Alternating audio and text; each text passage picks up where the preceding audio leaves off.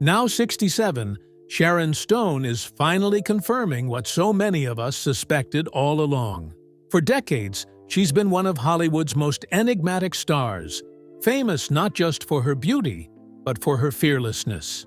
And if there's one role that cemented that legacy, it was Basic Instinct. When the film hit theaters in 1992, it didn't just make Sharon Stone a star, it turned her into a cultural phenomenon. One scene in particular became one of the most talked about, replayed, and controversial moments in movie history. It shocked audiences, rattled censors, and redefined what it meant to take risks on screen. Sharon didn't just play Catherine Trammell. She owned the character, and in doing so, she rewrote the rules for women in Hollywood. And now, more than 3 decades later, Stone is pulling back the curtain and revealing the truth behind that role, the scene, and the impact it had on her career and life. So here's the question. What did Sharon Stone just confess about Basic Instinct?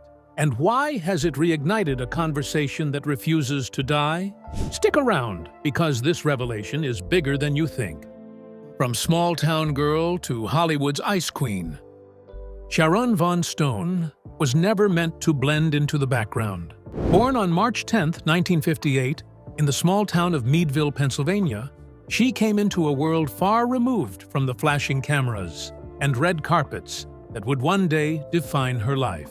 Her parents, Dorothy Marie, an accountant, and Joseph William Stone II, a factory worker and tool and die manufacturer, lived modestly. They were Methodist, strict, and practical, raising Sharon alongside her 3 siblings in a working-class household. Yet even as a child, it was clear Sharon was different. Gifted with an IQ reportedly at 154, she wasn't just bright, she was exceptional.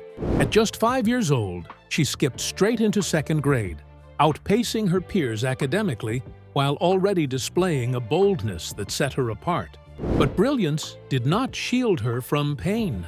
In 2021, while promoting her memoir, The Beauty of Living Twice, Sharon revealed a devastating secret. Both she and her sister had been sexually abused as children by their maternal grandfather. It was a wound she carried silently for decades, one that shaped her resilience and the unflinching toughness people would later see on screen. Tragedy wasn't the only early test of her strength. At 14, Sharon's neck was badly injured when she was thrown from a horse that charged straight into a washing line.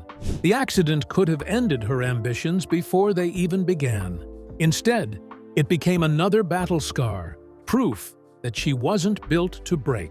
By the time she graduated from Sagertown High School in 1975, Sharon was already chasing opportunities that stretched far beyond Meadville.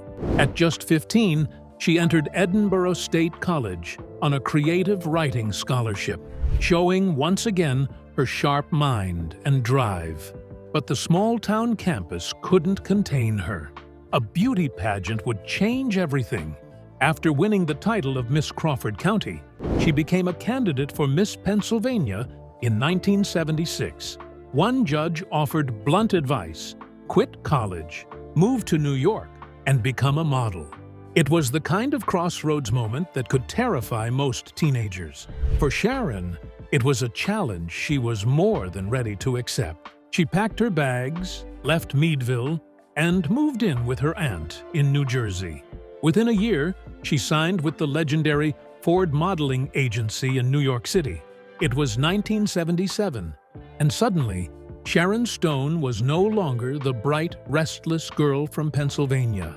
She was a working model in the most dazzling city in the world. Soon after, Europe called. She lived in Milan, then Paris, soaking in the fashion capitals, walking runways, and gracing shoots. But modeling, she discovered, wasn't enough. Beneath the poses and photo shoots, she craved something more. Sharon later recalled the moment she made her decision. She said she packed her bags, returned to New York, and stood in line to be an extra in a Woody Allen movie. That was Stardust Memories in 1980, where she was cast at just 20 years old. Her part was brief, but it lit a fire. Acting? unlike modeling, gave her room to express herself. Just a year later, she had a speaking role in the horror film Deadly Blessing, a sign that she wasn't going to fade quietly into the crowd of hopefuls. The roles were small at first, but Sharon was relentless. French director Claude Lelouch gave her a blink-and-you-miss-it part in Les Unes et les Autres in 1982. Then came TV appearances: Silver Spoons, Bay City Blues, Remington Steele, Magnum P.I., and T.J. Hooker. Each was a stepping stone, sharpening her craft while keeping her name in circulation.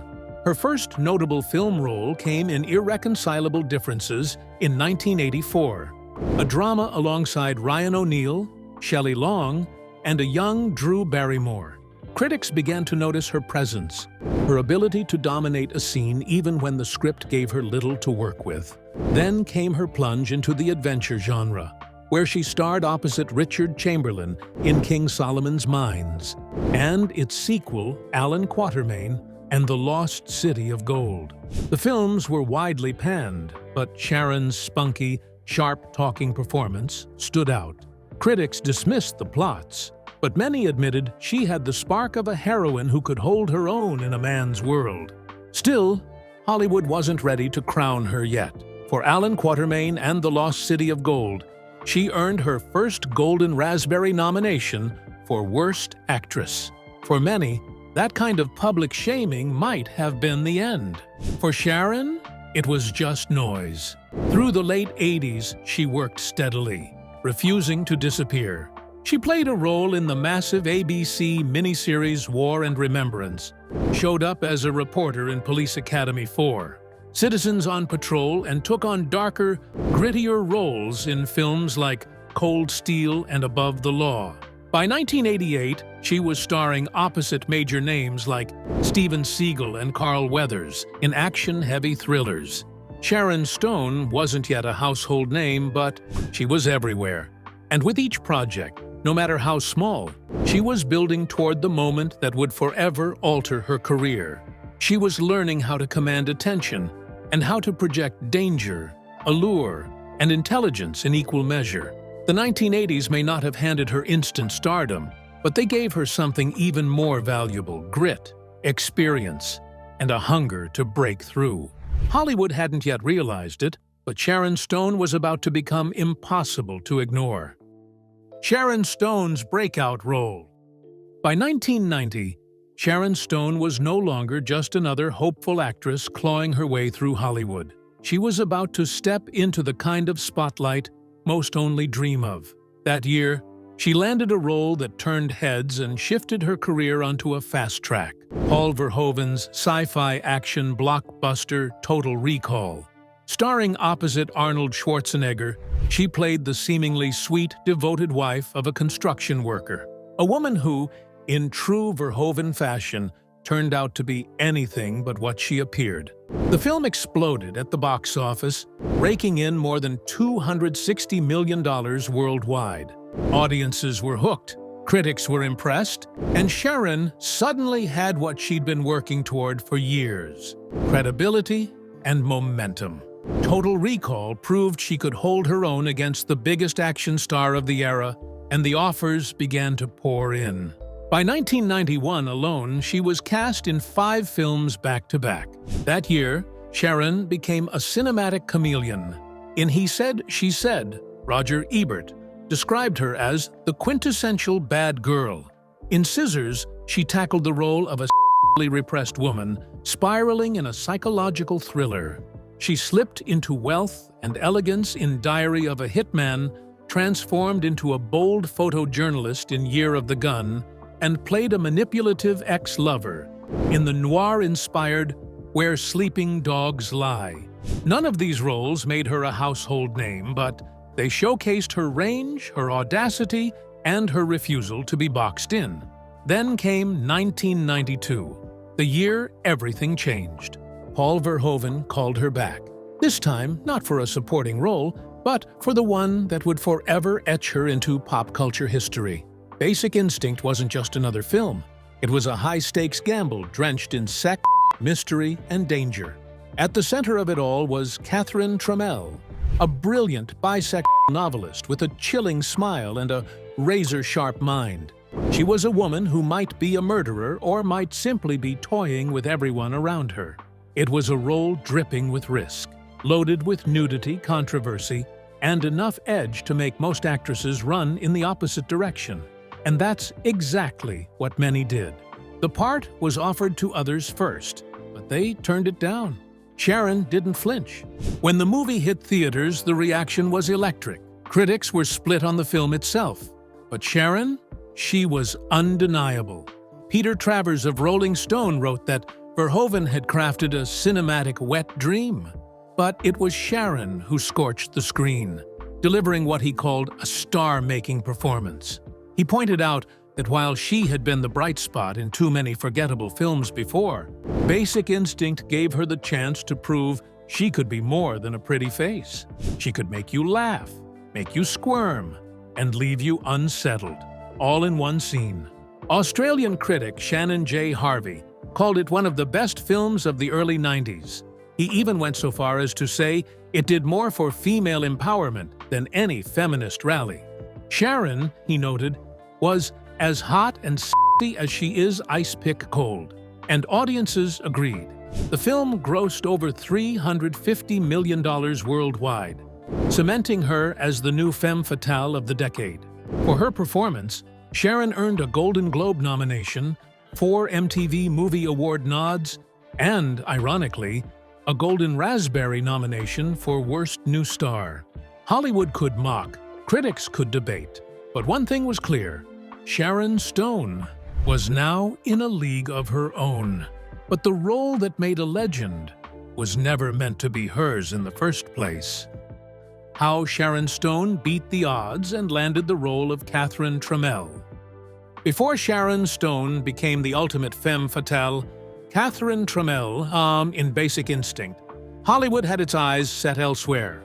The role wasn't written with her in mind. It was offered to a parade of A-listers first. Michelle Pfeiffer, Julia Roberts, Meg Ryan, and Brooke Shields, the biggest names of the early 90s, all turned it down. Some balked at the nudity, others disliked the tone. Sharon was number 13 on that list. 13! And yet, she wanted the part more than anyone. She later admitted that she was so determined to manifest the role that she kept the script pinned to her fridge for 8 months. Every day she reminded herself, "This is mine. I will get this role." While other actresses walked away, Sharon clung on, screen testing and auditioning relentlessly for 8.5 months. But even after she fought her way into the limelight, resistance didn't fade. It intensified. Michael Douglas, who had already signed on as the male lead, nearly abandoned the project when Julia Roberts officially declined. Sharon wasn't his first choice. In fact, she recalled with a laugh that he wouldn't even test with her at first. Their dynamic was tense, and Sharon was far from being treated as Douglas's equal. When the film was finally greenlit with her in the lead, the imbalance was clear. Her name wasn't even on the poster. It was branded as Michael Douglas. Basic Instinct. Sharon's face was there, staring straight into the camera, but her name was nowhere to be seen. And yet, that snub worked in her favor. Audiences left theaters asking the same question: who is that girl? She had dominated every frame, but without a name to match, she became even more intriguing. Behind the scenes, things were just as fraught. Sharon recalled how tough it was to make the movie. There was resistance on the streets where they filmed, pushback from within the industry, and constant whispers about whether such a risky project would even survive. She knew she wasn't walking into a safe role. She was walking into a storm. Then came the interrogation scene, the moment that would define not only Basic Instinct, but Sharon's entire career. Decades later, she revealed that it was filmed without her full consent, that she hadn't realized the true extent of what the camera would capture. It became one of the most talked about moments in movie history, a scene replayed endlessly, praised and condemned in equal measure. For Sharon, it was both a star-making moment and a deeply personal betrayal. The imbalance of power was stark in other ways, too. Michael Douglas earned $14 million for Basic Instinct. Sharon Stone earned $500,000. The pay gap was staggering, and yet her performance is the one etched into cultural memory, the one that redefined the femme fatale archetype for a new generation. What's more, Sharon may never have even gotten the chance to audition if it hadn't been for her manager's sheer audacity. She revealed in a new interview with Business Insider that no one would give her the script. Verhoeven, who had directed her in Total Recall, didn't even mention it on set. Desperate, her manager, Chuck Binder, literally broke into the office by picking the lock with a credit card and stole the script for her. That's how Sharon first got her hands on Basic Instinct. She read it, claimed it, and decided, "This part is mine." The gamble paid off. Basic Instinct went on to gross more than $350 million worldwide, earned 2 Academy Award nominations, and turned Sharon Stone into a global icon. It was controversial, polarizing, and unforgettable, and she was at the center of it all. Years later, Sharon and Michael Douglas laughed off their rocky start. She admitted that he didn't seem to want her as his co-star back then, but she now calls him a tremendous friend, someone she admires deeply. A rep for Douglas said he didn't remember any argument from that time, though Sharon recalled their first clash vividly. What mattered, ultimately, was what made it to the screen, a combustible chemistry that kept audiences riveted. Looking back, Sharon Stone was never supposed to be Catherine Trammell. She wasn't the safe choice, the first choice, or even the 10th choice, but she was the right choice. And with one role, she didn't just change her own career. She rewrote Hollywood's idea of what it meant to be a woman in control. Sharon Stone's wild love life. It wasn't that long ago Sharon Stone seemed to dominate the headlines. Her unforgettable turn in Basic Instinct, followed by her powerhouse role in Casino, made her a household name, and just as much attention went to her love life as her movies. Over the decades, Stone has been married twice, linked to some of Hollywood's most eligible bachelors, and tangled in romances that ranged from dazzling to downright scandalous. Her first marriage came fast and unexpected. In 1984, while working on the TV movie The Vegas Strip War, Sharon met producer Michael Greenberg. Their chemistry was instant, and within months, they decided to tie the knot. On August 18th, right there on set, the pair said, "I do." But passion turned to problems quickly. Just 3 years later, by 1987, they had separated, finalizing their divorce in 1990.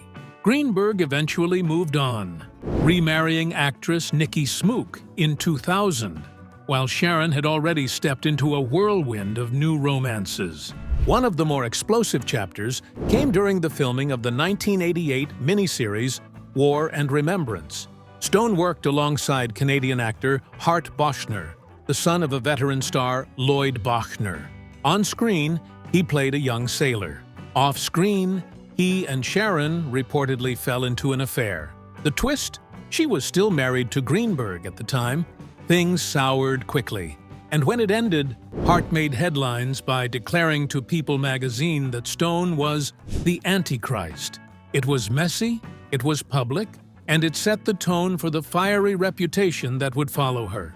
By the early 90s, Sharon was on the rise, and so were her romances. In 1991, she briefly dated businessman Steve Bing, heir to the legendary Bing & Bing real estate fortune. Their relationship came and went over the years, with the two often spotted together throughout the 90s and even into the early 2000s. When Bing tragically took his own life in 2020, Stone admitted it hit her hard. She called him a complicated man who didn't always make the best choices, but confessed his loss left her shaken. Then came a country twist. In 1992, Sharon arrived at the Academy Awards on the arm of singer Dwight Yoakam, rocking a black satin gown while he wore his signature cowboy hat. They looked like Hollywood's hottest new couple, but their romance barely outlasted the red carpet.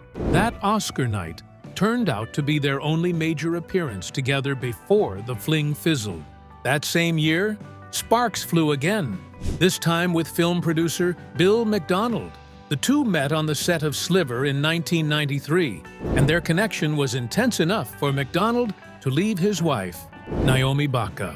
The whirlwind led to an engagement, but within a year, it had burned out. By 1994, their love story was over. Perhaps her most serious relationship came in 1998, when she married journalist Phil Bronstein, editor of the San Francisco Chronicle. Together, they adopted a son, Rowan, and for a while, it seemed Sharon had found stability. But by 2004, the marriage collapsed. Worse, their divorce turned brutal. Bronstein won full custody of Rowan after the court claimed Sharon had a tendency to overreact to his medical issues. One infamous detail from the case alleged she even wanted Botox injections in her young son's feet to stop them from sweating. Sharon denied it, but the court wasn't convinced. The loss devastated her. In her memoir, The Beauty of Living Twice, she admitted she could barely function after losing primary custody.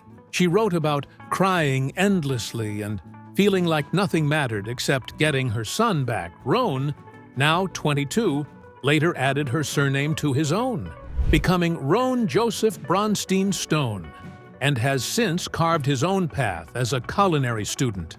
Sharon often calls him the joy of my life. And over the years, she adopted two more sons, Laird and Quinn, proudly raising them as a single mother. Her post-divorce romances kept the tabloids buzzing. In 2011, she dated Swedish businessman Johan Elias, who accompanied her to the Oscar after-parties and reportedly showered her with admiration. A year later, the relationship fizzled, but not before Sharon openly described it as built on respect and admiration, a softer tone compared to her fiery past entanglements. Today, at 67, Sharon Stone is single and loving it. After decades of public heartbreaks, whirlwind romances, and headline-making scandals, she's turned the page. As she put it herself, she's enjoying every minute of this chapter, proving that even in love, Sharon Stone has never played by anyone else's rules but her own. Yet love stories are only one part of her journey. Away from the gossip columns and flashing cameras, Sharon has carried a memory far heavier than any romance, a memory that speaks not to passion, but to pain.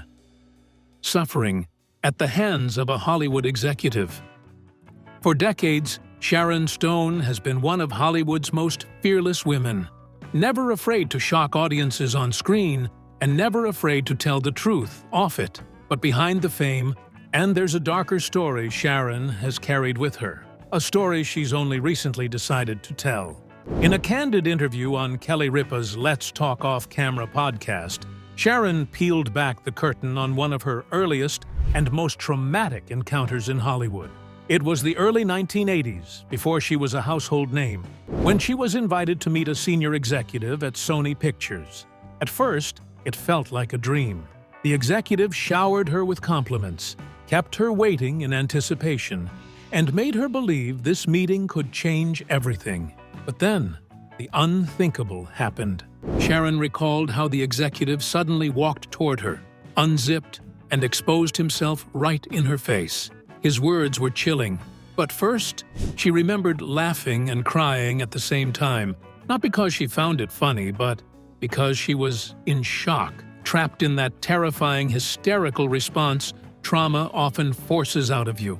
Eventually, he tucked himself back in and returned behind his desk. She thought he had left the room until his secretary arrived to escort her out, leaving Sharon stunned and humiliated. She never revealed his name, but she made it clear this was not an isolated incident. Hollywood, especially in the 80s and 90s, was a minefield for women. In her memoir, The Beauty of Living Twice, Sharon detailed how producers pressured her to sleep with co-stars to create chemistry on screen. And in a later interview with Louis Theroux, she finally put names to one of those encounters. According to Sharon, it was Robert Evans, the legendary Paramount producer behind The Godfather. who told her during the filming of Sliver in 1993 that she should sleep with her co-star William Baldwin. His reasoning was that Baldwin's acting wasn't strong enough, and Sharon was supposedly the problem because she wouldn't loosen up. Evans, she said, strutted around his office in sunglasses bragging about sleeping with Ava Gardner, then declared that if she had sex with Baldwin, his performance would magically improve. Sharon's response was scathing. She described being told she was a tight ass and not a real actress because she wouldn't comply. Her point was simple. She never had to sleep with Michael Douglas to create electricity in Basic Instinct. Douglas showed up prepared, rehearsed, and professional. The idea that she had to degrade herself for a co-star's sake was not only insulting, it was the kind of Hollywood misogyny that derailed her career. And derail it did.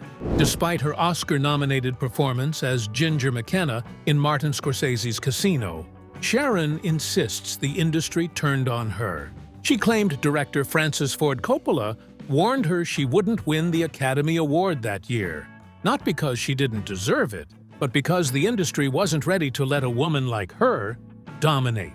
The Oscar went to Susan Sarandon for Dead Man Walking. Sharon attended the ceremony, put on a brave face, and smiled through it all, but later admitted, "You have to pretend it's fantastic, and it's not fantastic."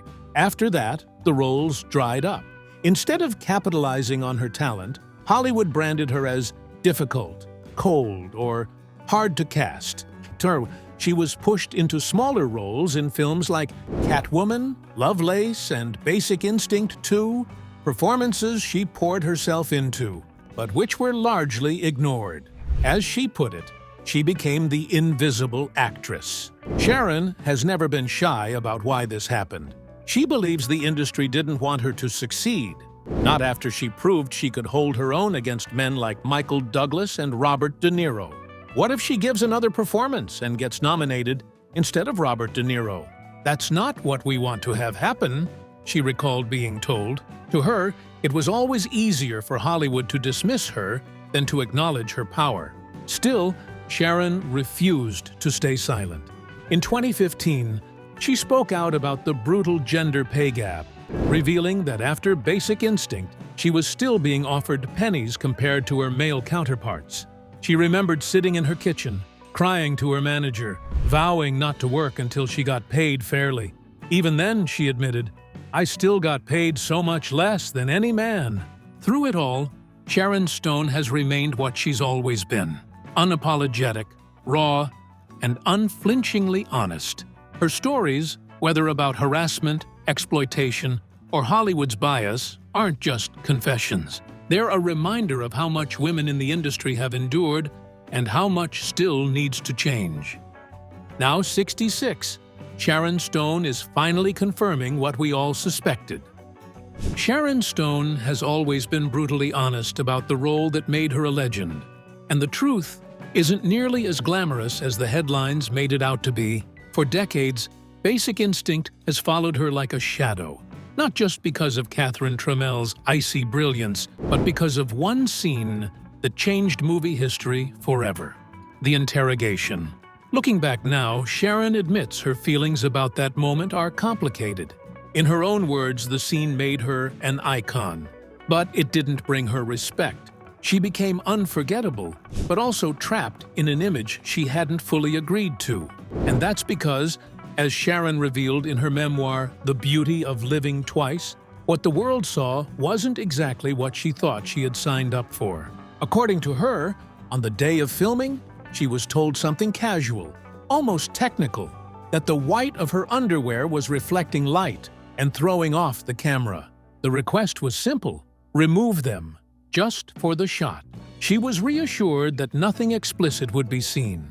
Only when she sat in a darkened theater, surrounded by an audience and the film's director, did she realize what had actually been captured. That iconic shot, the one burnt into cinema history, played in front of her for the first time. And the shock was so great that she marched straight to the projection booth, slapped Paul Verhoeven across the face, stormed out to her car, and immediately called her lawyer. Verhoeven, for his part, has always denied deceiving her. He insisted Sharon knew exactly what was being filmed, but Sharon's version of events paints a far murkier picture. And yet, with time, her anger softened into something more complex. Speaking now, she admits she believes none of them fully understood what they were creating in that moment. When the director realized what he had, he couldn't bring himself to cut it, and she eventually understood why. Because here's the twist. Sharon had the legal right to demand that the shot be removed. She could have erased it from history, but when the dust settled and the fury cooled, she made the choice to leave it in. Why? Because stepping back from the personal sting, she recognized that the scene, as uncomfortable as it was for her, made the movie what it was. Catherine Tremell wouldn't have been Catherine Tremell without that flash of danger, that unsettling jolt that made audiences sit up and gasp. Today, Sharon speaks about it with a mix of clarity and peace. She and Verhoeven, despite their public disagreements, remain on great terms. She calls their relationship wonderful, insists she would work with him again in a second, and says they both fully understand what happened, even if they talk about it differently to the world. So yes, that interrogation scene defined Sharon Stone. It made her a household name, a cultural lightning rod, and a permanent fixture in Hollywood history. But behind the icon was a woman who had to wrestle with betrayal, rage, and eventually, acceptance. She didn't just become Catherine Tremell. She lived through the fallout of being her. And that's what makes Sharon's legacy so much more haunting, powerful, and unforgettable. What do you think of Sharon Stone's performance in Basic Instinct? Did she completely own the role of Catherine Tremell? And which scene still gives you chills after all these years? Drop your thoughts in the comments. Don't forget to like this video, share it with a friend, and hit that subscribe button so you don't miss what's coming next. And if you're still in the mood for Hollywood secrets, go ahead and click the next video on your screen. You're going to love it.